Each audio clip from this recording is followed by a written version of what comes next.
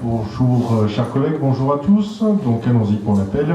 Richard Mallier, Anna Paula Ventron, Marie-Odile Armandon, Mathieu Pietri, Monique Salomon, Roger Mossé, Corinne Lemeu, Edmond Eutedjian, Édouard Alexander, Mathieu Morateur, Claude Lampeau, Armand Chamla, Claudine Achintre, Colette Toulec, Dominique Bièche, Roger Wex, Yann Pertuizel, Véronique Garnier,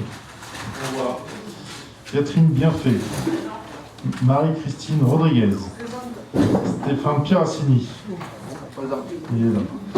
Patrice Lanzon, Joseph Cassaro, Marie-Pierre Vitiello, Vanessa Brescia, Christine Sicardi, Marie-Christine Aderwinkels, Jean-Marc Bretin, Alain Dubois est excusé, de même que Véronique Bianchi, Hervé Plisson, Anthony Checroune, voir ici, et Julie Marconcini. Pour voir là-bas, nous avons le quorum, monsieur le maire. Alors. Merci, monsieur l'adjoint au maire. Mais non, le conseil municipal de cette rentrée n'échappe pas à la règle, puisque lui aussi sera filmé. Je suis obligé, lui d'excuse, de le rappeler à chaque fois. C'est avec un grand plaisir que je vous retrouve après une période de vacances estivales, que j'espère reposante, pour attaquer une nouvelle rentrée. Je tiens à vivement remercier les acteurs de la dernière fête du village, qui fut une réussite totale. Je tenais à véritablement affirmer mon admiration à l'ensemble, à tous les bénévoles de la commission extra-municipale. Vous venez en fait et vous inviter à les rejoindre pour participer à cette formidable expérience. Je ne sais pas quelle sera la période retenue l'année prochaine, mais je crois qu'elle doit se décider incessamment sous peu. Et je fais le vœu tout simplement que cette fête devienne une véritable tradition bouquaine pour les derniers jours d'août. Un bel été, car placé sous le signe de la prévention incendie, puisque notre département n'a pas été touché par des épisodes trop violents, contrairement à certains départements voisins, mais aussi plus au nord. Peut-être m'arrêter un instant là-dessus. Vous avez vu que le système mis au point permettait au maire de Montbéliard de changer de casquette, peut-être, et de vous dire un mot là-dessus. Vous avez vu que le système de prévention, malgré tout, est quand même efficient, puisque le plus gros incendie que nous ayons eu a couvert 8 hectares. Et cela, c'est dû tout simplement à la prévention que l'on met en place. Alors, il y a 80 points dans l'ensemble du département, sauf la commune de Marseille, évidemment, puisque Marseille, nous ne sommes pas compétents. Le service départemental d'incendie et de secours n'est pas compétent. C'est le service communal d'incendie et de secours de la ville de Marseille, qui est évidemment représenté par le bataillon des marins-pompiers.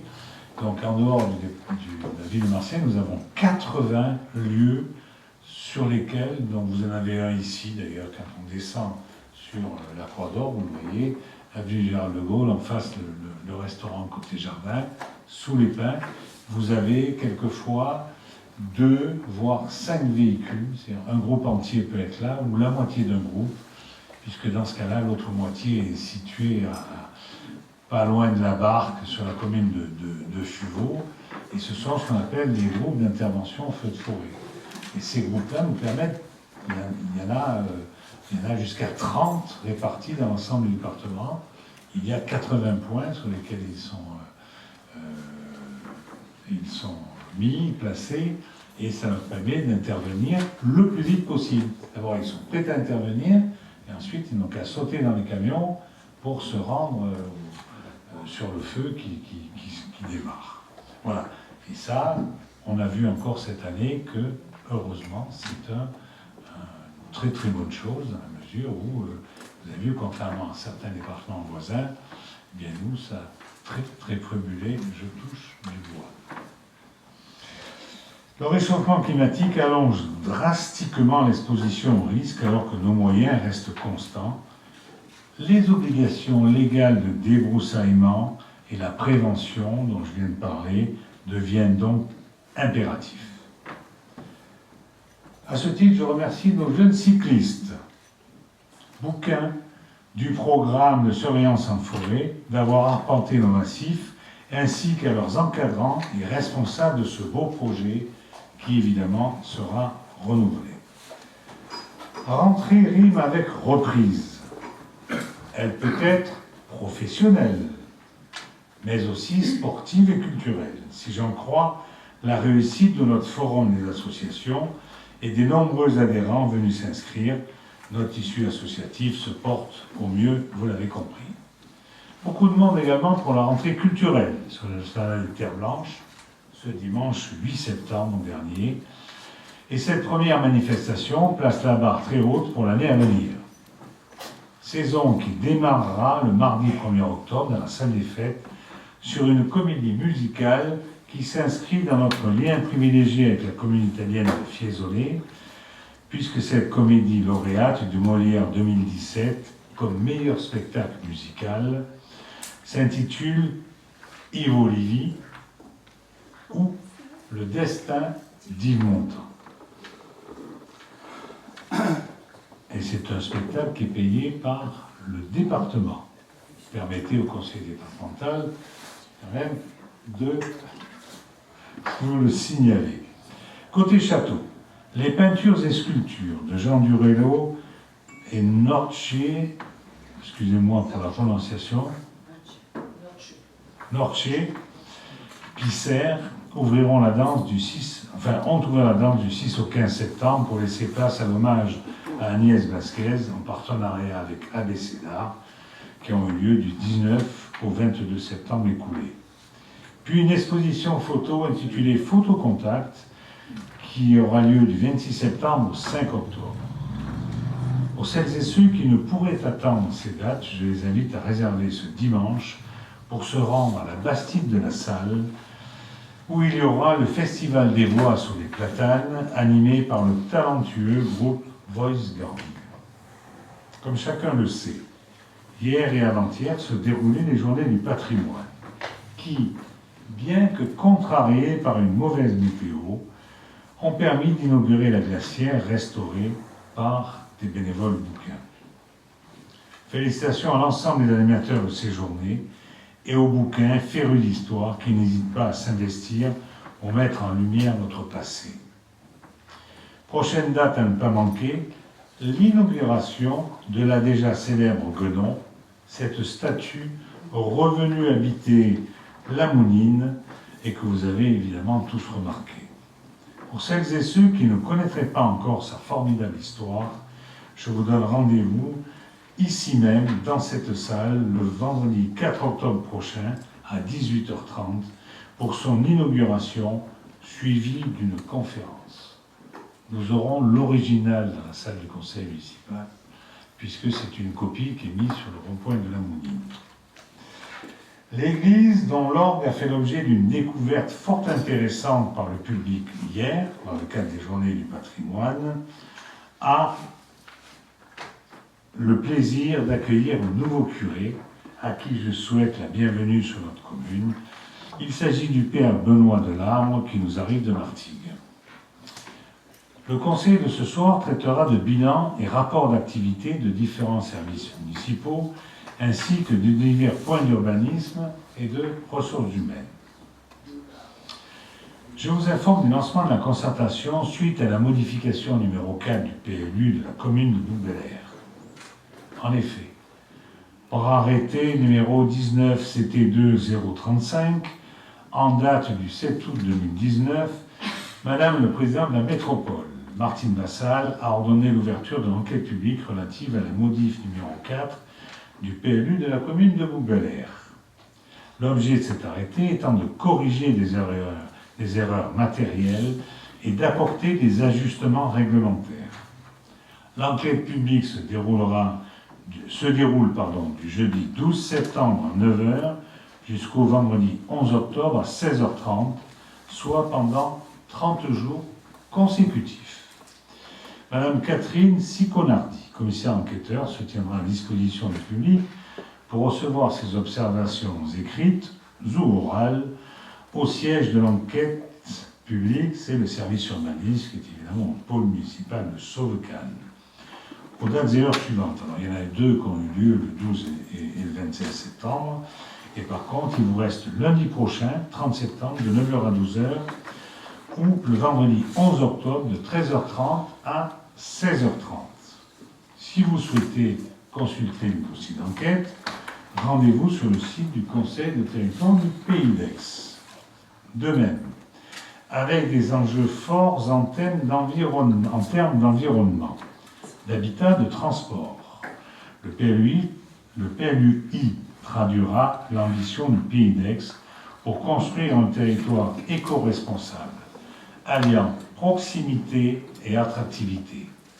Les premières étapes d'élaboration de ce document stratégique, c'est en fait le diagnostic territorial, c'est l'état initial de l'environnement, ont aujourd'hui bien avancé. Ce travail permet d'esquisser les principales orientations du PADD, c'est en fait le projet d'aménagement et de développement durable, qui est le document clé du PLUI. PLUI, c'est le plan local d'urbanisme intercommunal. Document de proximité, le PLUI concerne l'ensemble des habitants du Pays d'Aix. Vous avez tous un rôle à jouer dans les différentes phases d'élaboration de ce document. Afin de bâtir ensemble le projet d'aménagement du territoire pour le Pays d'Aix de demain, une première série de 8 réunions publiques est organisée du 2 au 16 octobre 2019 près de vos lieux de vie. Ces réunions publiques ont toutes pour objectif la restitution des grands éléments de diagnostic et la présentation des premières pistes de réflexion. Alors je vous encourage à aller au moins à l'une d'elles. Le mercredi 2 octobre, c'est à la Roque d'Enterron. Le jeudi 3 octobre, c'est à Vitrolles, salle de Roucas, rue Roumanie, à 18 h. Le vendredi 4 octobre, le lendemain, c'est à Rousset, salle des fêtes, Émilien Ventre, boulevard de la Quérane, à 18 h. Lundi 7 octobre, c'est au Pen Mirabeau, salle du Conseil, évidemment dans la mairie, 223 avenue François Mitterrand, toujours à 18 h. Ensuite, on a Pertuis, ça vous intéresse moins, ça me paraît un peu loin. Nous avons Gardanne, le jeudi 10 octobre, salle polyvalente de la halle Léo Ferré, avenue du 8 mai 45, c'est aussi à 18 h. Vous avez aussi Coudous, qui sera à 18 h le lundi 14 octobre. Et enfin, le mercredi 16 octobre, à Aix-en-Provence, salle du Bois de l'Aune à 18 h 30. Par contre, là, c'est la seule qui est à 18 h 30, toutes les autres sont à 18 h. Pour conclure, je souhaitais quand même vous tenir informé de la création de l'Office foncier solidaire, tous propriétaires, dans lequel la commune est membre fondateur, avec une publication officielle faisant suite à l'arrêté préfectoral de création qui a été signé de mémoire le 19 août, si je me souviens bien, par le préfet de région, mais nous en reparlerons. Enfin, je tenais à souhaiter une excellente rentrée scolaire à tous les jeunes bouquins pour cette nouvelle année qui démarre, et vous aurez un rapport plus précis lors de ce conseil, un rapport qui sera effectué par leur maire adjoint concerné. Je vous propose de passer à l'ordre du jour. Eh bien, l'ordre du jour, c'est évidemment, comme d'habitude, l'adoption du compte-rendu de la séance du 24 juin. Est-ce qu'il y a des remarques là-dessus? Il n'y a pas de remarques. Pas de voix contre, pas d'abstention. Merci. Ensuite, j'informe le Conseil municipal des décisions prises dans le cadre de l'article L 2122-22 du Code général des collectivités territoriales. Il y a deux décisions. Une qui a été prise le 26 juin, c'est la numéro 015, qui désigne les trois groupements de candidats retenus pour la seconde phase du concours de maîtrise d'œuvre pour la construction d'un gymnase. Il s'agit de la candidature numéro 10, dont le mandataire est José Morales, architecte, avec comme co-traitant Yannick Nobile, architecte, OTIS et Thermibel. Le dossier de candidature numéro 16, dont le mandataire est M. Cube, architecte, avec comme co-traitant un autre architecte qui s'appelle Maggio, le bureau Mathieu, Aduno, Dicobat et Orpheas. Et enfin, le dossier de candidature numéro 26, dont le mandataire est Fradin Beck, c'est un cabinet d'architecture, avec comme co-traitant Ingeco Ingénierie 84, Garcia Ingénierie, MDA France, Atelier Ladalom et Elix. Vous précisez aussi que le dossier de candidature numéro 29, avec comme mandataire l'agence AT, dont les co-traitants sont AIS, Caten, CCC et Amoros et M Paysage, classé en 4e position par le jury, sera sélectionné en cas de refus d'un des 3 groupements de déposer une offre. À ma connaissance, il n'y a pas eu de refus en ce qui concerne les 3 autres candidats.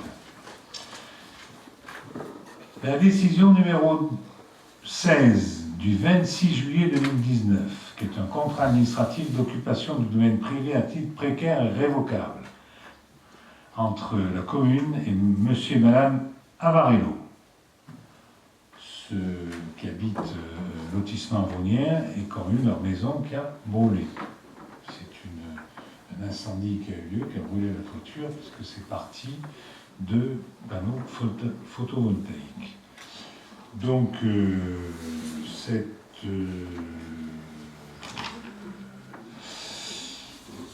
cette mise à disposition, c'est une propriété qui est située au complexe des Terres Blanches. C'est à titre gracieux, évidemment, ils devront supporter des charges locatives. Et c'est une occupation qui est prévue du 28 juillet pour se terminer le 31 octobre. Donc, ce contrat ne sera pas reconduit tacitement.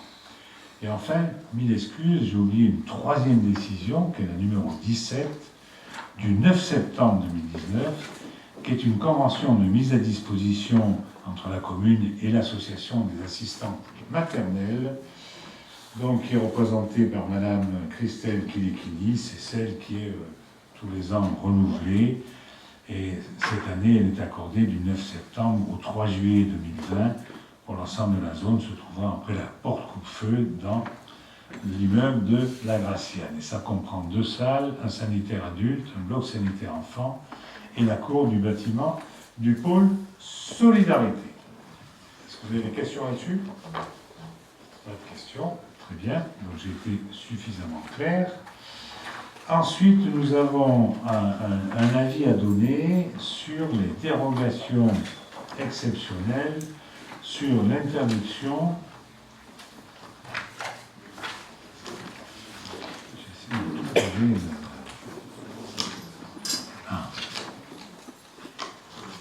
voilà, c'est ça que je cherchais. Donc, ce qui veut dire que je reviendrai après. Donc, avis sur les dérogations exceptionnelles à l'interdiction du travail le dimanche au titre de l'année 2020. Donc, vous savez que la loi Macron du 6 août 2015 permet d'arrêter donc une liste de dimanches qui, au-delà de 5, doit être délibérée par la métropole Aix-Marseille-Provence qui a qualité. Comme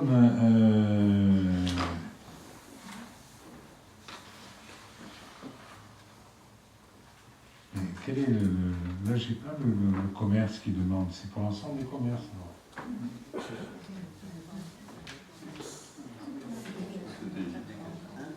Moi, je veux bien, mais où est-ce que c'est écrit? Pardon?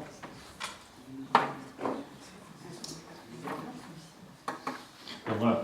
Donc, en tout cas, il nous demande le 12 janvier, 28 juin, 5 juillet, 12 juillet, 19 juillet, 26 juillet, 2 août, 9 août, 13 septembre, 6 décembre, 13 décembre et 20 décembre.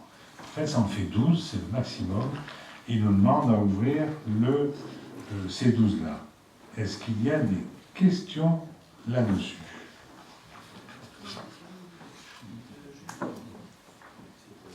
Pas de questions. Donc je mets aux voix, de manière à ce qu'on sache quel est l'avis du conseil municipal. Les voix contre. Donc 2 voix contre. Abstention.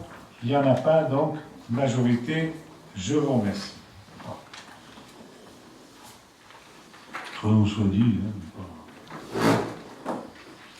Ils demandent à ouvrir 12 dimanches. C'est dans leur droit, je ne vois pas les raisons de s'opposer à ça. Vous, vous envoyez, mais bon. Très bien.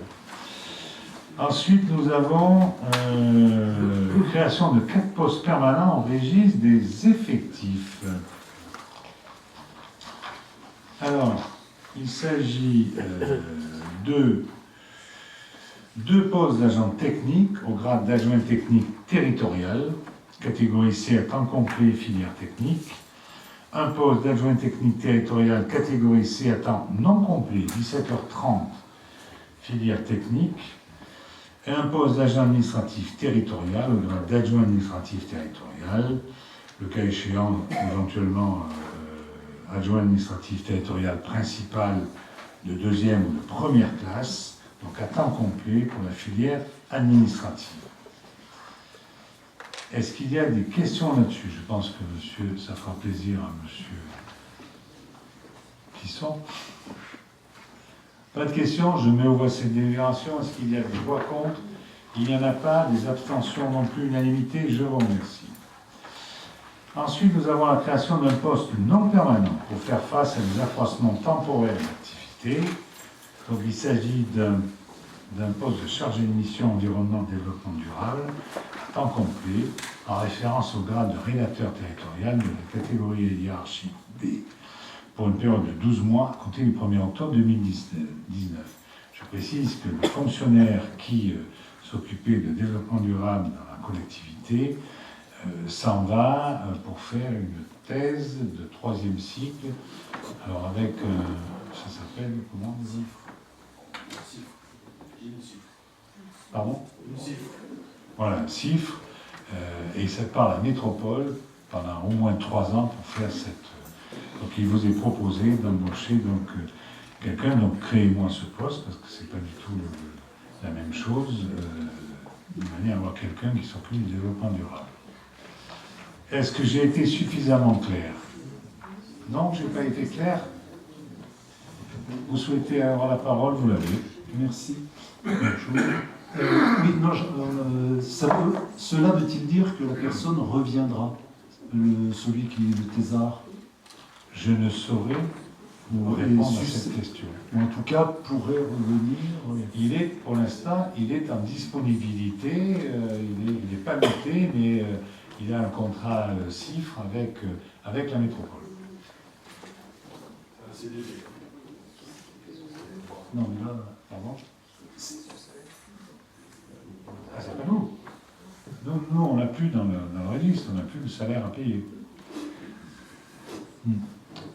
Mais parce que là, donc, à la limite, s'il y avait un CDD de 3 ans, je comprendrais. C'est un CDD de 12 mois, en fait. Bon. Et Ça nous permettra de voir ce que vaut cette personne. Oui, c'est toujours pareil. Je sais que vous n'aimez pas trop ça, mais bon. Ben non, parce que créer de la précarité au jour d'aujourd'hui, surtout de créer un poste non permanent pour faire du développement durable, il y a quand même quelque chose de contradictoire. Hein. Monsieur Plisson, je savais que vous feriez ce genre de réflexion. Je vous ai tendu la perche. Je savais que vous la reprendriez. Je ne peux pas m'en empêcher. Mais bon, On va admettre que la personne qui donc, souhaite passer une thèse, son poste pourra être... il pourra retrouver son poste, ou elle, je ne sais pas si c'est un monsieur ou une dame. C'est une dame c'est un monsieur. Mais bon, s'il pourra... Francon, c'est monsieur Francon. Voilà. Mais je ne sais pas s'il pourra retrouver son poste, mais bon, ça semblerait logique qu'à ce moment-là, admettons qu'un poste non permanent ait un certain sens, pour une fois. Quel niveau? Parce qu'il va revenir avec quand même des compétences au-dessus de ce qu'il a en Armand, s'il te plaît, il y a un micro parce qu'on n'entend pas. Donc tu demandes la parole, et je t'accorde, mais tu appuies surtout sur le bouton.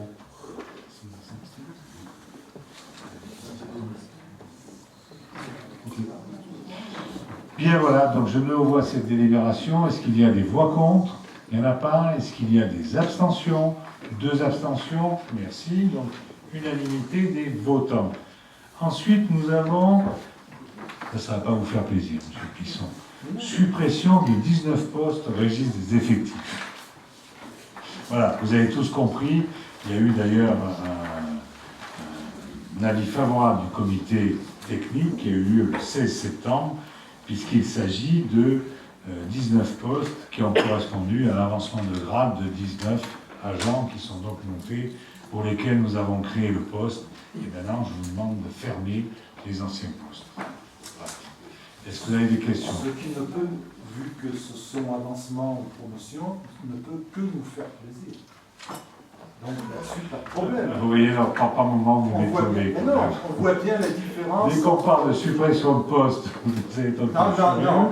Mais là, vous êtes content. Ben non, là, on sait quand même comment fonctionne l'administration. On Oui, sait bien que dans ce cas-là, c'est des fermetures parce qu'il y a de promotion ou avancement et que le poste a été créé à un niveau supérieur.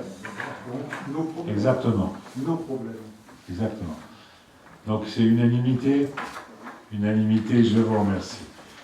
Passage en temps complet d'un poste non permanent pour faire face à un accroissement temporaire d'activité.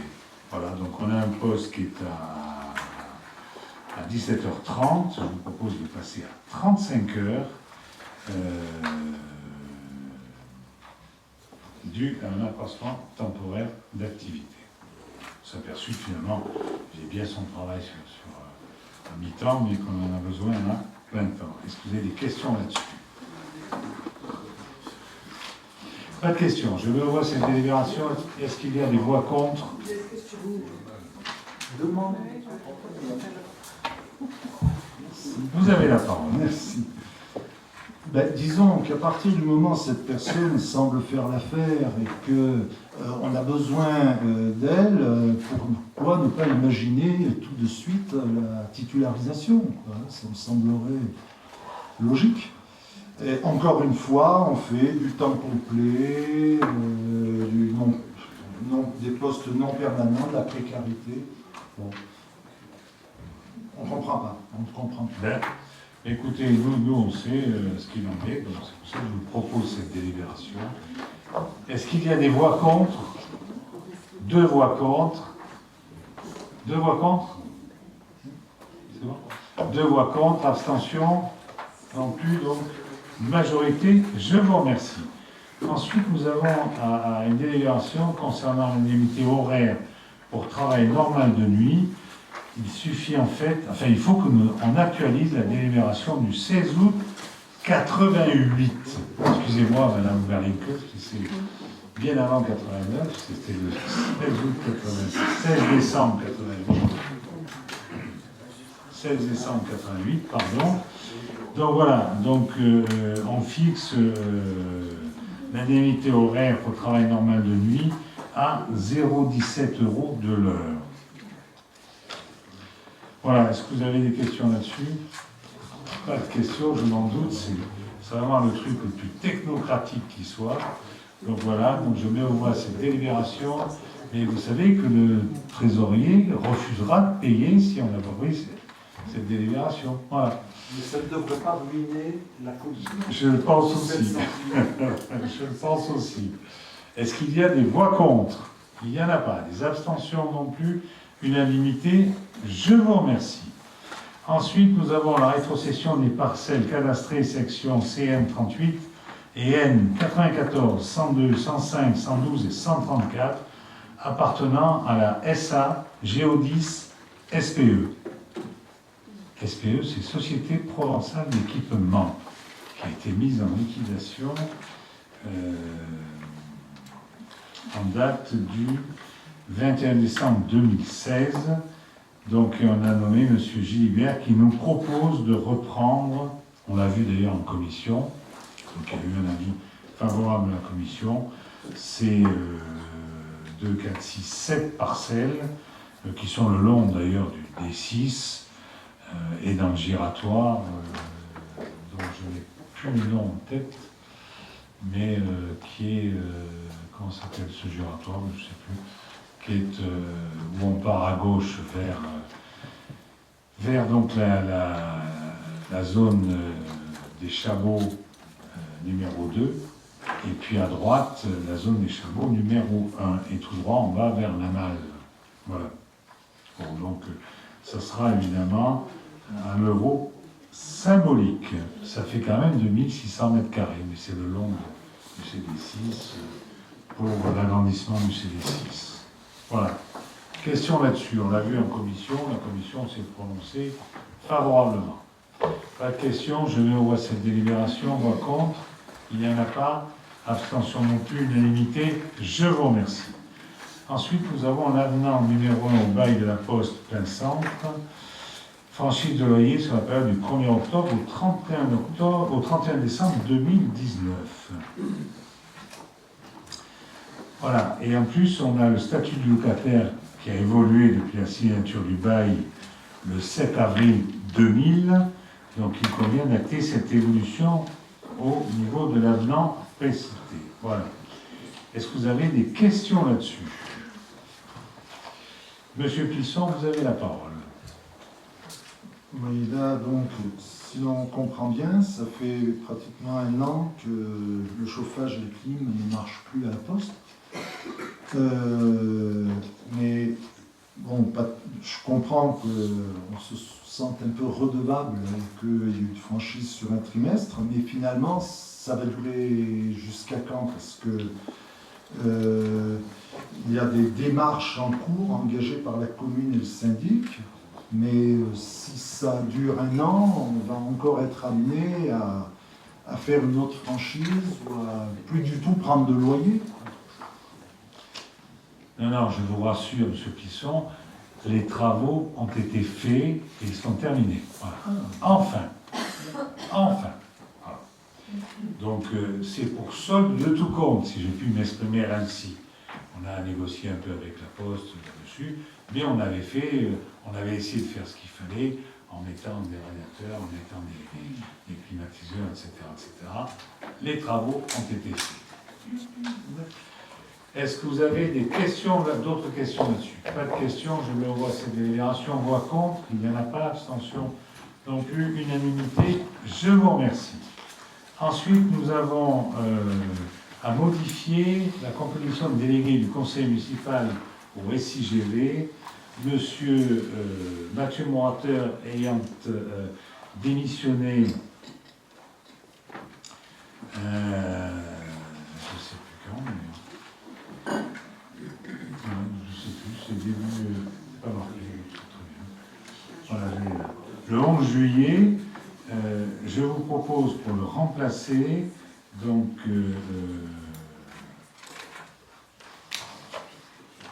de mettre Mathieu Pietri.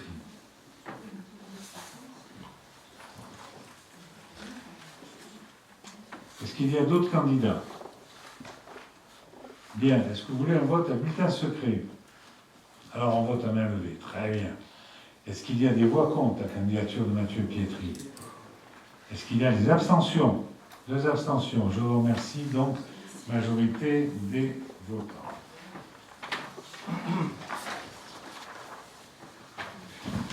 Ensuite, nous avons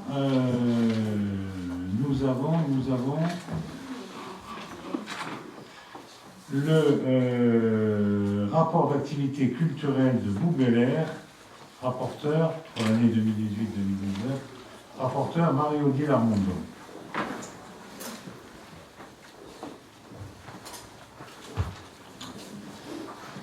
Donc vous avez tous eu le document, je vais vous en parler un petit peu plus. Le bilan de la politique culturelle pour la saison 2018-2019. Donner le goût de la culture, tel est l'objectif de la politique culturelle de la ville de Bouc-Bel-Air, en particulier depuis 2001. Pour cela, la ville propose des spectacles, des expositions, des concerts de grande qualité pour tous les publics et ce depuis le plus jeune âge. Bouc-Bel-Air est une des rares communes à avoir maintenu, puis augmenté en 2019, le budget consacré aux actions culturelles. Les bouquins répondent en nombre à nos propositions, les spectacles sont souvent complets et comptent 90% de bouquins. Cette saison, 18 330 entrées ont été comptabilisées. Aux Terres Blanches, 4 779 pour 14 spectacles. 348 entrées pour les 5 cafés-concerts du château qui ont une jauge réduite de 70 places.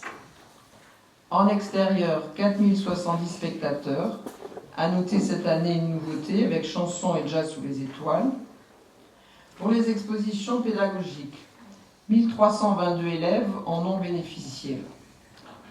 Les expositions professionnelles ont reçu 2984 personnes. Les expositions associatives en partenariat avec la ville, 5743 visiteurs. La ville maintient une politique tarifaire attractive. Nous avons eu 54 abonnés aux Terres Blanches. Ces abonnements concernent les actifs qui prennent une carte passe de 12 € et achètent ensuite les spectacles au tarif réduit de 8 € au lieu du plein tarif de 12. La carte est donc amortie à partir du 4e spectacle. La majorité du public réserve pour l'année, notamment au forum et à l'ouverture de saison. Pour les cafés-concerts, 286 personnes ont participé à un seul concert. Pour les Terres Blanches, on a compté 2877 spectateurs uniques, pour une salle de 190 personnes et 4779 entrées. Ceci montre que le public, même s'il a une base d'habitués, se renouvelle selon les spectacles proposés. C'est pour cela que la ville a fait le choix d'une politique culturelle diversifiée. Concerts, danse, théâtre classique, théâtre jeune public, festival du rire, festival familial, Mon échappée belle, rendez-vous musicaux dans les jardins d'Albertas pour la musique classique, chansons françaises et jazz sous les étoiles. Vous avez pu constater à la lecture de ce bilan que les bouquins sont attachés à une politique culturelle d'envergure sur le territoire municipal et qu'il fait bon sortir à Bouc-Bel-Air, car ici la culture n'est pas réservée à une élite, mais ouverte à tous.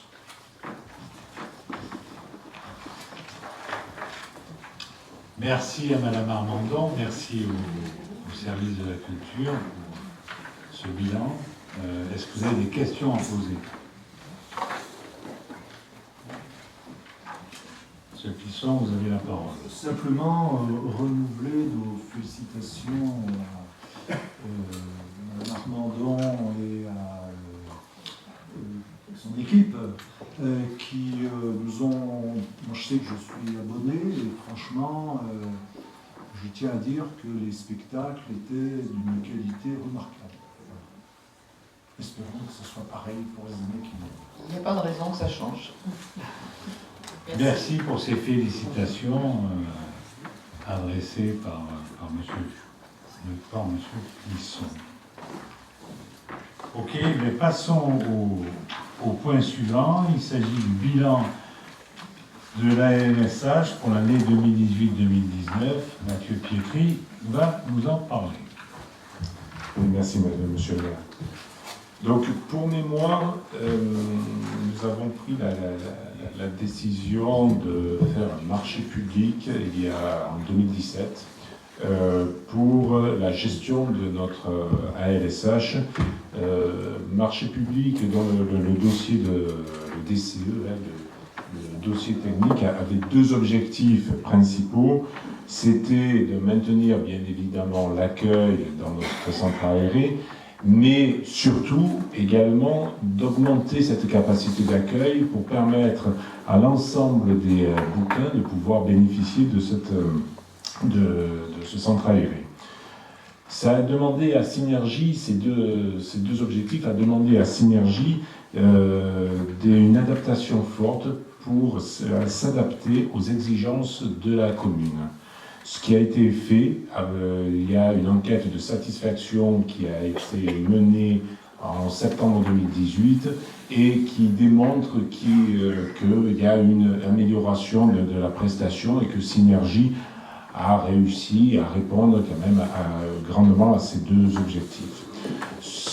Par des actions de qualité, une stabilisation des équipes également, et un lien aussi entre les équipes et le périscolaire, c'est-à-dire que les équipes d'animateurs qui sont sur les temps mercredi et vacances scolaires interviennent aussi sur le périscolaire, ce que nous avions perdu, ce qui ne nous permettait pas de le faire, le retour à la semaine des 4 jours, vous en souvenez, les TAP nous permettaient ce lien entre le périscolaire et la LSH qui avait été un peu perdue.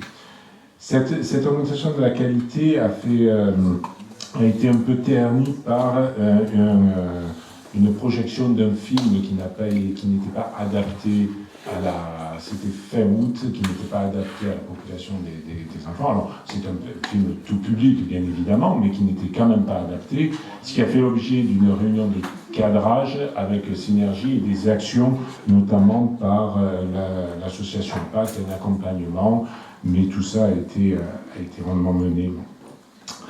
Depuis 2 ans, il y a la commission extra-municipale aussi qui œuvre pour faire remonter des dysfonctionnements, être source de propositions pour le futur. Et cette commission extra-municipale nous fait remonter, par exemple, une difficulté sur les fratries. Aujourd'hui, le centre aéré, pour répondre à l'ensemble des demandes, est accueilli sur 2 sites, Virginie de Dieu et une annexe à l'école des PEM. Donc on travaille, les fratries, une famille peut laisser un enfant à Virginie de Dieu et puis se déplacer sur les PEM pour le 2e enfant.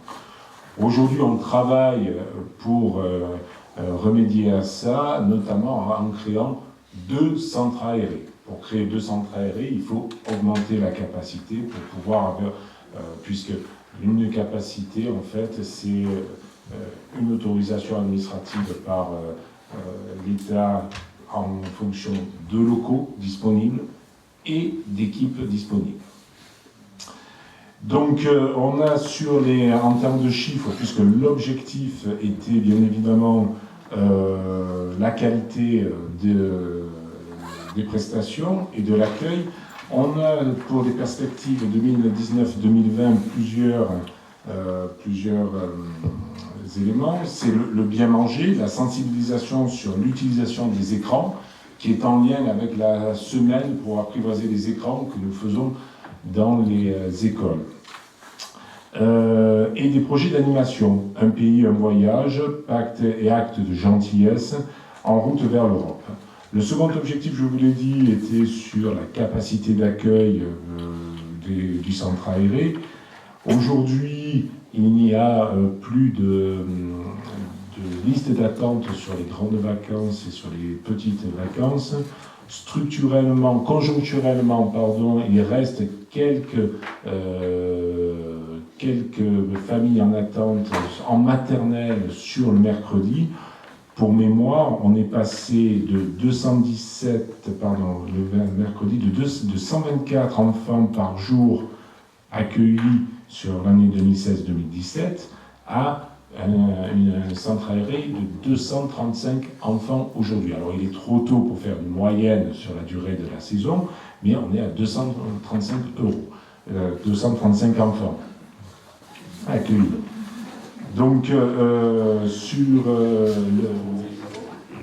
sur ces quelques familles qui sont en attente, ce sont des familles, en fait, c'est sur le temps du mercredi en maternelle, où on est en attente d'une augmentation de la capacité et de jeunesse et sport de l'autorisation de l'augmentation. Sur l'espace jeune, c'est stabilisé avec une moyenne de 15-16 enfants, en allant jusqu'à 20 jeunes accueillis par les créneaux en lien avec le collège, puisque la nouveauté est effectivement le travail en commun avec le collège sur le temps méridien et sur le temps du matin de 8h30 à 9h30 pour les enfants. Voilà, monsieur le maire. Merci. Est-ce qu'il y a des questions? Écoutez, vous avez la parole. Bonjour. Alors, dans le texte, il y a des projets socio-éducatifs qui ont été mis en place, dont une thématique sur la sensibilisation à l'estime de soi. Alors, je sais que c'est une thématique très très forte sur Marseille. Est-ce que vous pouvez me donner un exemple de projet socio-éducatif qui porte sur la sensibilisation à l'estime de soi sur un groupe? Oui. Et la seconde question?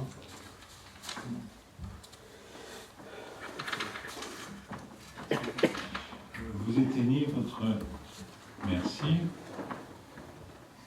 Oui, simplement, vous avez cité qu'il y avait des gens qui étaient un peu en liste d'attente le mercredi, mais nous, ce qu'on nous a signalé, c'était surtout pendant les périodes de vacances. Pendant les périodes de vacances, on nous a dit qu'il y avait de nombreux enfants qui n'avaient pas obtenu réponse positive. Alors, j'ai vu ça tourne autour de 115 pendant les petites et grandes vacances, 115 enfants par jour. Est-ce que c'est une jauge maximale? Ou est-ce qu'il y a réellement des gens qui sont en liste d'attente? Est-ce qu'il y a un problème? Voilà, merci.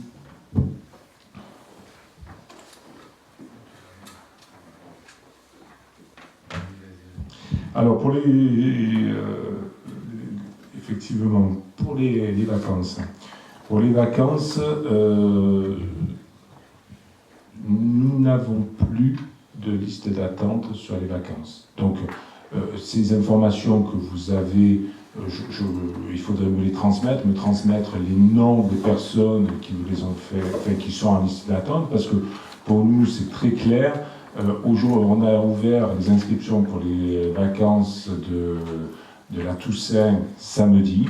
Il n'y aura pas de liste d'attente, et cet été, il n'y avait pas de liste d'attente. Après, il faut que j'approfondisse un petit peu plus avec les noms, savoir un petit peu de quoi il en retourne. Ensuite, sur les projets socio-éducatifs, effectivement, il y a une pièce de théâtre, c'était le Petit Chevalier, me semble-t-il, qui a été faite auprès des enfants, et des formations diverses, des formations de compétences psychosociales qui sont délivrées sous la forme de jeux de rôle, sous la forme avec les enfants, et en lien avec des associations vraiment type Pacte qui interviennent sur ces temps précisément en lien avec les enfants. Donc c'est une thématique qui nous est chère parce que c'est ce que nous ressentons, c'est-à-dire qu'il y a vraiment un besoin en ce sens pour nos enfants, pour notre avenir. Donc on va faire une enquête de satisfaction qui va être lancée au mois de septembre, qui aura pour but d'affiner le cahier des charges. C'est-à-dire qu'il y aura des éléments qui viendront améliorer et faire caler le cahier des charges du prochain marché, beaucoup plus précisément aux attentes des bouquins et de nos enfants.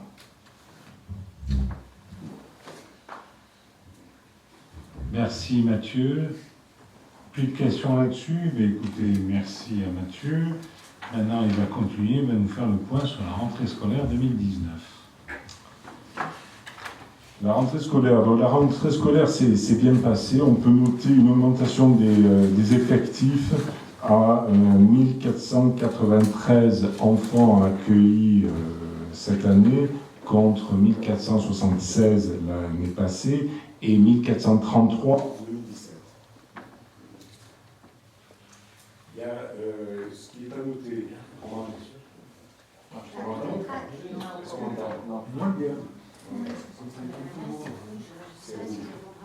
Est-ce que c'est rouge? Est-ce que c'est normal? C'est toi qui...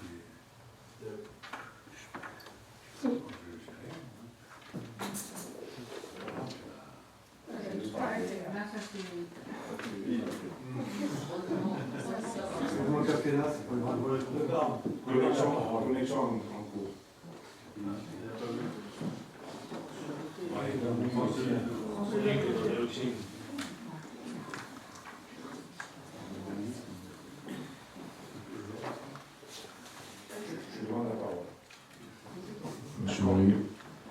Monsieur le Père, ça marche. Donc, il est à noter la mise en place d'un nouvel outil par le service scolaire qui est l'espace citoyen, qui permet d'achever la démarche de dématérialisation des procédures et d'adapter en fait l'outil aux situations familiales actuelles avec un suivi entre toutes les temps périscolaires, scolaires, de façon homogène. Sur les écoles, on peut noter sur l'EPIN l'ouverture d'une classe élémentaire supplémentaire. Après l'ouverture l'année passée, je vous le rappelle, sur l'école de la salle également d'une classe. Et les constructions de 3 salles de classe qui continuent et s'achèveront fin de l'année civile. Sur la bergerie, il y a eu des gros travaux qui ont été entrepris, des travaux de sécurisation de la cour et de mise en place de casquettes pour lutter contre la chaleur dans les classes. À la salle, en élémentaire, une réfection du soubassement du bâtiment C.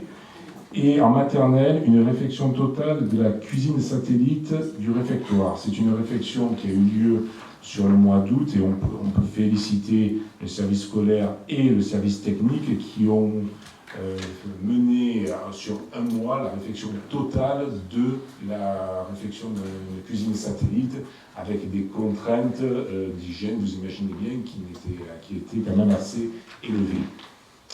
Sur Virginie de Dieu, l'arrivée d'une nouvelle directrice, Madame Loison, et pour les projets de cette année, on se focalisera sur 2 projets essentiellement. La lutte contre le gaspillage, c'est un projet qui avait débuté l'année passée, avec une séance de pesage des aliments jetés sur la fin de l'année, et des actions qui vont être mises en place en début d'année, des actions de lutte contre le gaspillage, mais aussi de réutilisation, avec une convention avec Simiane pour la ferme pédagogique, un certain nombre de choses qui vont être mises en place ou qui sont en train d'être mises en place, et la dématérialisation, la finalisation du projet de dématérialisation qui ira jusqu'à l'accueil de l'enfant le matin par des commandes de repas et de présence des enfants par des tablettes et informatisées via l'espace citoyen.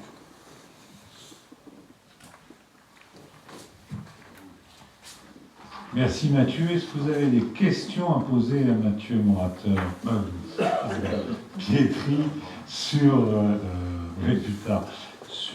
la rentrée scolaire? Très bien. Merci. Donc il n'y a pas de c'est pas au revoir. C'est quelque chose que l'on fait. Je tiens à ce qu'on le fasse. On n'est pas obligé de le faire, mais on le fait pour que l'ensemble du conseil municipal soit au courant.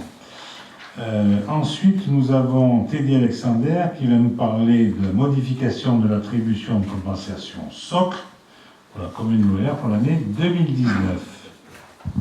Oui, merci Monsieur le maire. Donc, dans le cadre de la mise en place d'une intercommunalité à fiscalité professionnelle unique, le Code général des impôts a prévu des reversements en faveur des communes membres sous la forme d'attribution de compensation. Celles-ci correspondent au produit des taxes transférées en intercommunalité perçues au titre de l'année précédente, diminué du coût net des charges transférées. Lors de la création de la métropole d'Aix-Marseille-Provence, le montant des attributions de compensation correspond à celui adopté par les anciennes intercommunalités. La commission locale d'évaluation des charges transférées, ce qu'on appelle la FLECT, a adopté le rapport d'évaluation définitive des charges transférées relatif à la compétence GEMAPI. Je vous rappelle ce que ça veut dire, c'est la gestion des milieux aquatiques et la prévention des inondations. Le Conseil métropolitain avait décidé d'instaurer par délibération du 28 juin 2018 cette taxe. Le produit de cette imposition est exclusivement affecté, ça je le rappelle, au financement des charges de fonctionnement et d'investissement.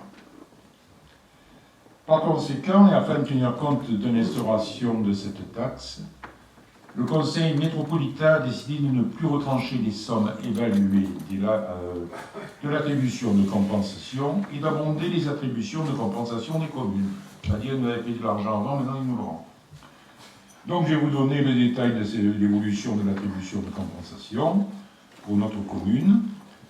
L'attribution de compensation de 2019 était donc de 2 876 818. La compétence de GEMAPI qui nous est donc maintenant restituée se monte à 16 693 000 euros, ce qui fait que notre attribution 2019, c'est un rappelé socle, est de 2 893 511 euros. Avez-vous des questions à poser? Merci Teddy. Est-ce que vous avez des questions là-dessus? Vous l'avez tous compris, comme la métropole crée une taxe pour GEMAPI, eh bien, elle nous rend l'argent qu'elle nous piquait dans le cadre de la contribution. C'était dans le cadre de changement, de transfert la collecte, transfert de compétences et donc transfert de charges. C'était 16 000 et quelques, donc ils nous le rendent dans notre contribution de notre attribution de compensation. Voilà, donc je me vois cette délibération. Est-ce qu'il y a des voix contre? Il n'y en a pas. Est-ce qu'il y a des abstentions? Non plus. Unanimité. Je vous remercie. Ensuite, nous allons voir un avis sur le projet de plan de prévention du risque inondation, appelé aussi PPRI, de la commune de Loup-Bel-Air. Mathieu Morateur. Merci, monsieur le maire. Chers collègues, on nous demande notre avis ce soir sur, donc c'est la DDTM, la Direction départementale des territoires et de la mer, qui élabore ce nouveau plan de prévention du risque incendie sur la commune de Loup-Bel-Air. Inondation, pardon, inondation. Donc, il nous demande notre avis, bien entendu, en tant que personne morale associée, et pour cause, nous sommes la commune sur laquelle ce PPRI est élaboré. Alors, d'où vient-il ce projet de PPRI? Il vient du fait que, à partir de 2012, le SABA a fait une nouvelle étude sur les risques et l'aléa d'inondation. Cette étude a été portée à connaissance de la commune en 2017 et complétée en 2018. Et au début de cette année, nous avons la DDTM qui a décidé de lancer ce projet de PPRI communal. L'étude du SABA, et c'est important de le noter, ne portait que sur les zones urbaines d'habitation. Et ça a son importance parce que vous allez le voir, on vous propose un avis qui est favorable car il s'agit aujourd'hui de mieux prendre en compte l'aléa d'inondation sur notre commune, et néanmoins avec une réserve qui est que pendant l'élaboration du prochain PLU PLUI, c'est-à-dire le plan local d'urbanisme intercommunal, qui sera fait par la métropole, les services de l'État, et donc particulièrement la direction départementale des territoires et de la mer, vérifient bien que cet aléa inondation soit également révisé, qu'une étude soit faite sur les quartiers qui sont des quartiers d'activité, puisque là, ils ne sont pas couverts par ce PPRI. Enfin, les changements ne sont pas couverts par ce PPRI. Donc, je vous propose un avis favorable, sous réserve, effectivement, que la DDTM fasse son travail également et vérifie que le travail soit fait par la métropole dans le prochain PLUI. Est-ce que vous avez des questions à poser à Mathieu Morateur?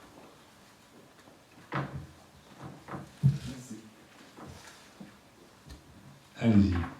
Oui.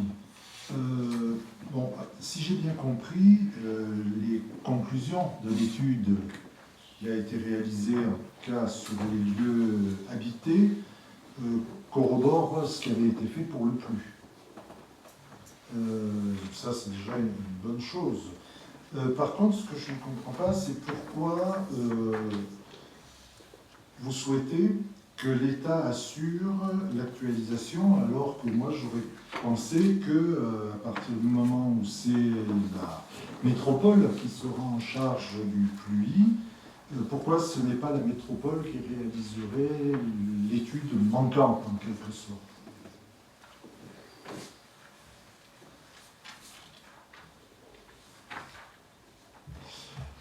Alors, ce sera bien à la métropole, effectivement, de faire les études.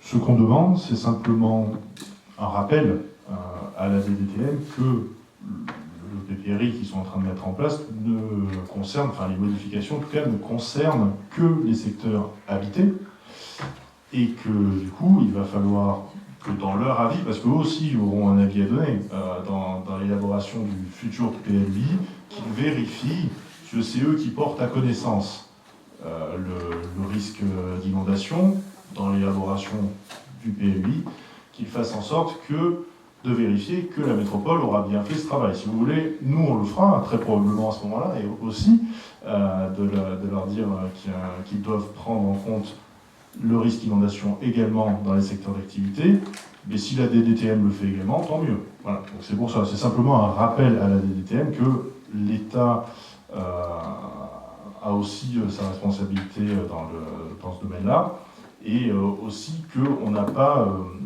épuisé le sujet du risque d'inondation avec ce PPRI.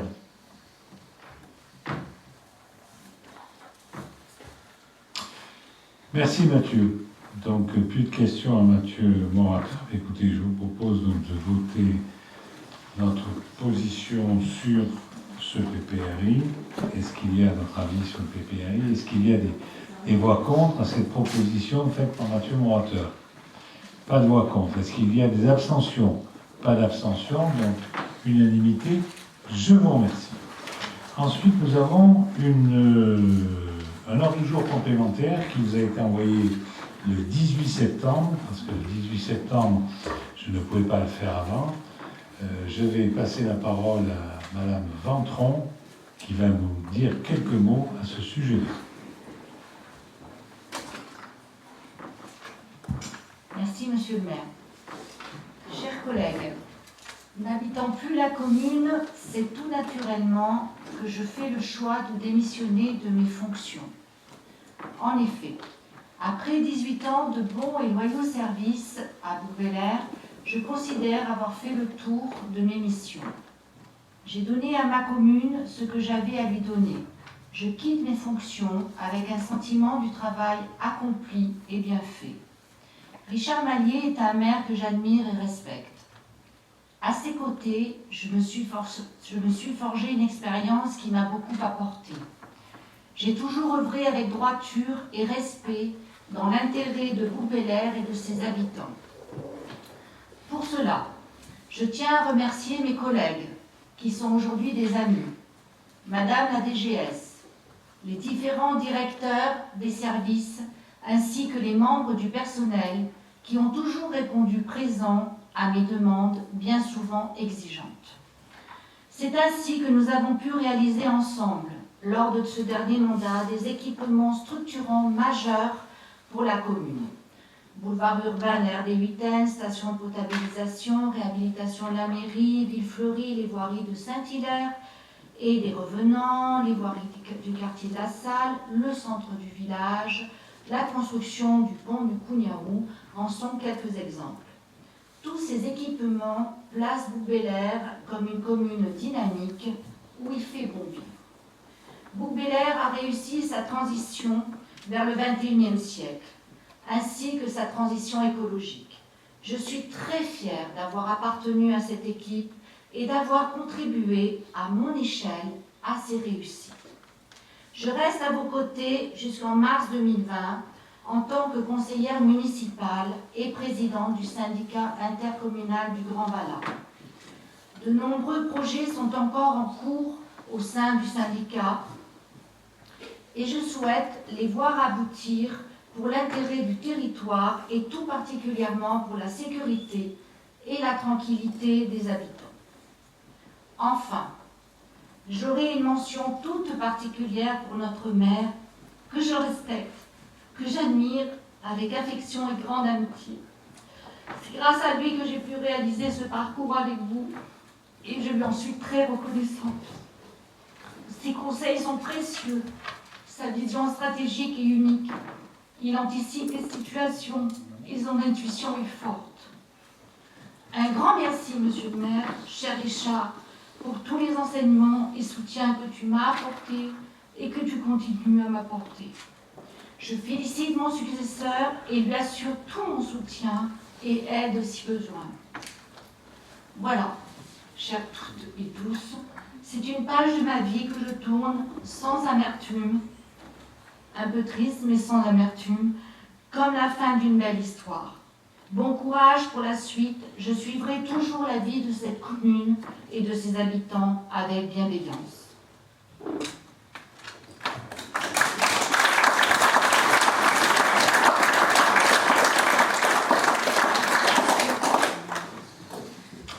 Bien, mes chers collègues, que rajouter après ces moments où on a senti qu'il y avait quand même des émotions. Il en est de même aussi, 18 ans, c'est long. 3 mandats d'adjoint, c'est long. Aujourd'hui, il se termine pour Amapola.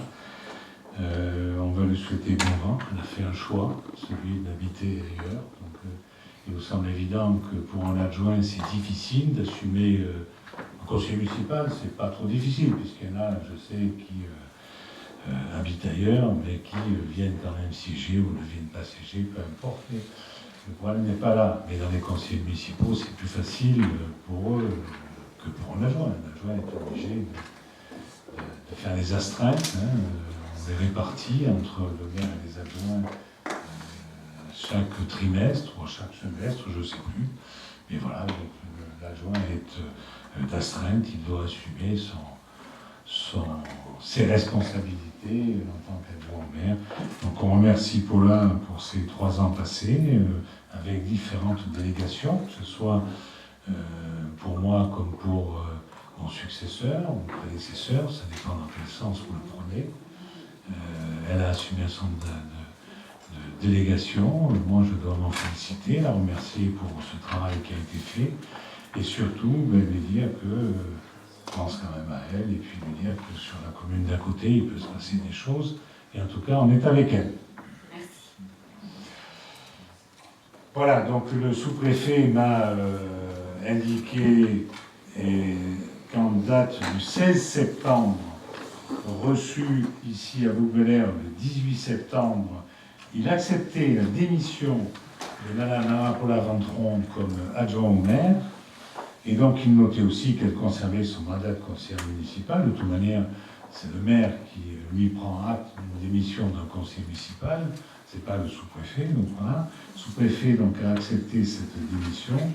Donc depuis le 18 septembre, Amapola n'est plus adjoint au maire, mais il s'agit donc, ce que je vais vous proposer, c'est tout simplement de reprendre les adjoints existants, donc sauf Amapola Ventron, et de les reprendre dans un ordre un peu différent, puisque dans ce cas-là, c'est... donc en premier, Roger Mossé, en deuxième, Marie-Odile Armandon, en troisième, Mathieu Pietri, en quatrième, Monique Salomon, en cinquième, Corinne Lemeu, en sixième, Edmond Etégia, en septième, Édouard Alexander, et en huitième, Mathieu Morateur. Voilà ce que je vous propose. Donc, est-ce qu'il y a sur l'ordre des adjoints, puisque les adjoints, on ne va pas les élire, ils sont déjà élus. Donc, je vous propose simplement de déterminer l'ordre maintenant qui a changé compte tenu de la démission de Mme Ventron. Vous avez des questions là-dessus? Pas de questions. Donc, je me vois cette délibération. Est-ce qu'il y a des voix contre? Il n'y en a pas. Est-ce qu'il y a des abstentions? Il y en a.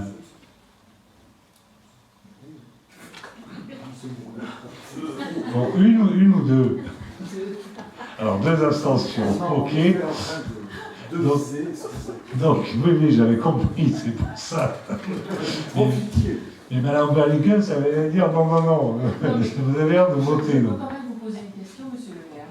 Mais pas de problème. Attendez. Prenez d'abord le micro, vous demandez la parole, et deuxièmement, donc, je constate, si vous voulez, le vote, comme ça c'est fait, donc unanimité des votants et deux abstentions. Madame Berlinkels, vous n'avez pas demandé, mais vous avez la parole. Oui, je voulais savoir, quand, puisqu'on est dans la parité homme-femme, je pensais qu'une femme qui démissionne, je pensais que c'était normal que ce soit une femme qui la remplace. Est-ce qu'il n'y a pas cette... voilà, ou est-ce que c'est un choix Non, mais vous avez totalement raison. Mais pour l'instant, on ne vous a pas proposé de remplacer Mme Ventron comme adjoint au maire. D'accord. Donc c'est juste les... Donc c'est l'ordre des adjoints dans le tableau que nous donnons, puisque je vous ai dit, les adjoints ont été élus. Ils ont été élus après les élections municipales, donc il y a maintenant un peu plus de 5 ans. Donc voilà, donc comme il y a, elle s'en va, donc il y a un ordre des adjoints qui est à définir, c'est un choix personnel du maire. Voilà ce que je vous propose. Allez, OK. Ensuite, on a... Ah oui, j'ai une information à vous donner. C'est que le chef de la police municipale, qui est ici présent, nous quitte puisqu'il va rejoindre la grande ville qui est à côté. Et oui, je sais que la grande ville qui est à côté embauche énormément de policiers municipaux. Et évidemment, compte tenu de la taille du poste de police là-bas, c'est sûr que c'est autre chose que chez nous. Donc il vient nous quitter. Donc vous avez ici son remplaçant, si je puis dire, qui est Lionel Floco, qui est voilà. Lionel Floco, donc qui est amené à le remplacer quand il va nous quitter, c'est-à-dire incessamment, enfin officiellement au 1er décembre, mais comme vous savez que quand les fonctionnaires demandent des mutations, coupez votre micro, s'il vous plaît, demandent des mutations, il y a toujours des congés, des machins, des trucs, etc. Donc ce qui fait que bien souvent ils sont partis 2 mois avant la mutation, on ne les revoit plus, mais la mutation officielle se fait à cette date. Voilà. Ensuite, j'ai reçu 3 questions diverses. Il s'agit de la première, donc par Mme Berlinkel, c'est M. Plisson. La première qui dit « Il se dit que vous avez accordé un permis de construire pour une antenne relais téléphonique d'une vingtaine de mètres de haut en quasi-centre-ville. Qu'en est-il précisément? Si tel est le cas, une étude d'impact a-t-elle été réalisée? Y a-t-il eu une enquête de voisinage ou au moins une information ?» Simplement, quand on accorde un permis de construire, vous le savez que l'instruction, on ne peut rien dire pendant l'instruction. Et ça peut être un cas, justement, où le juge administratif, si le pétitionnaire n'a pas gain de cause, le juge administratif peut nous imposer, dans ce cas-là, un permis de construire, si tant est que. Donc un permis de construire CV a été attribué, il a été affiché légalement sur le terrain, et il y a eu un certain nombre de riverains qui se sont inquiétés, à juste titre, de ça. Donc ils m'ont saisi, ils ont fait ce qu'on appelle un recours gracieux, avec un certain nombre de raisons, et dites-vous bien que j'ai enclenché la procédure de retrait de ce permis de construire, mais il y a une procédure.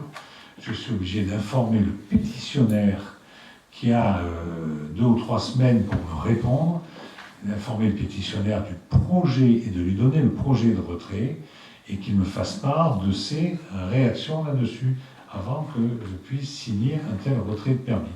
Donc en tout cas, la procédure de retrait de permis de construire est enclenchée et normalement je devrais signer, peut-être pas cette semaine, mais la semaine prochaine, le retrait de permis de construire. Vraisemblablement, Free fera un recours en tribunal administratif. Mais écoutez, on verra bien, hein, donc, qui a tort ou qui a raison. En tout cas, le maire a pris sa décision et il retire le permis. Ensuite, on a quel est l'avenir des magnifiques pins qui longent la Lutière. Vous évoquez lors d'un précédent conseil municipal leur mise en cause dans le but de réaliser une piste cyclable. Il serait tout à fait dommageable d'imaginer une telle solution. Simplement, on a un projet qui est fait par le département, qui est celui de mettre en parallèle de ce CD 60 et 60A, puisque à partir du puits Yvon Moranda, c'est le CD 60, et puis après le carrefour d'Ilonaire, quand on tourne à droite pour monter au village, ça continue à être le 60, mais celui qui va tout droit, c'est le 60A qui tombe au giratoire de Sambaki. Le département, sur ma proposition, c'est vrai, sur ma demande, a la volonté de faire une piste cyclable, doubler la voie par une piste cyclable. Je n'ai pas encore vu le projet, n'est pas encore arrivé, il n'a pas encore été soumis. Il est possible que, mais je ne saurais vous dire ce qu'il en est. Vous avez peut-être tiré tout de suite des conclusions en allant très vite, en disant on va machin.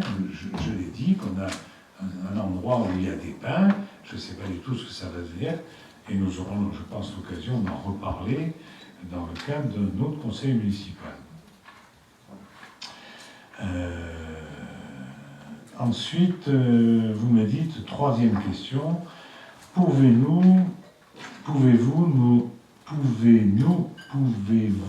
nous rappeler le calendrier prévisionnel de la prochaine enquête publique sur le renouvellement de l'autorisation à polluer de l'entreprise Alteo? Votre question est un peu imprécise, parce qu'en fait, il y en a 2. Je ne sais pas laquelle vous voulez, à mon avis, vous voulez parler plutôt de la deuxième.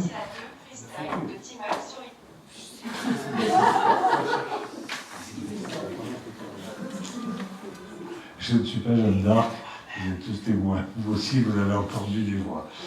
Donc, j'ai dit qu'il y en a 2. Il y a l'autorisation, c'est un arrêté préfectoral du 28 décembre 2015, donc qui est valable jusqu'au 31 décembre 2019, qui est celui puisque la Cour d'appel a confirmé le jugement de 2018, de juillet 2018, qui dit que la dérogation à cet arrêté-là va jusqu'au 31 décembre 2019. Donc ça, c'est l'arrêté de rejet en mer. Et il y a une dérogation qui permet de dépasser les quotas prévus, les plafonds prévus. Et puis vous avez à côté de ça un autre arrêté d'exploitation de Manche-Gary, puisque devinez, c'est ce que je me tue à dire dans le cadre de chaque comité de suivi, devinez où va ce qu'on a enlevé des baux rouges, puisque maintenant il n'y a plus que de l'eau qui correspond à quelque chose, avec des taux maximum de produits. Devinez où vont ce qu'on a enlevé pour qu'il n'y ait plus que de l'eau. Eh bien, ça, c'est mis à Manche-Gary, c'est l'arrêté d'exploitation qui court jusqu'en avril 2021. Je bien 2021, et qui, je pense, commencera à être, dont on commencera à reparler récemment au deuxième trimestre 2020, avec un certain nombre de procédures, puisqu'il faut recommencer sur l'arrêté préfectoral qui s'arrête en avril 2021. Voilà. Donc je ne sais pas, j'ai pas de calendrier prévisionnel exactement. Hein. On a eu une enquête publique en juin qui correspondait donc à celle permettant de déroger à l'arrêté préfectoral pour rejeter en mer à Cassis. Celle-là a eu lieu en juin, nous en avons parlé, et puis nous aurons aussi bien l'arrêté préfectoral de rejet en mer, à mon avis, qui lui va courir donc jusqu'en, je ne sais plus quand, jusqu'au 31 août 2021, et puis nous aurons aussi l'arrêté d'exploitation de Manche-Garry qui lui court jusqu'en avril 2021. Voilà. Donc je pense qu'on aura l'occasion d'en reparler, ou tout au moins, si c'est après les élections municipales, écoutez, on verra bien qui sera autour de cette table. Voilà ce que j'avais à vous dire sur vos questions diverses. L'ordre du jour étant terminé, je vous souhaite à toutes et à tous bon appétit et une bonne soirée.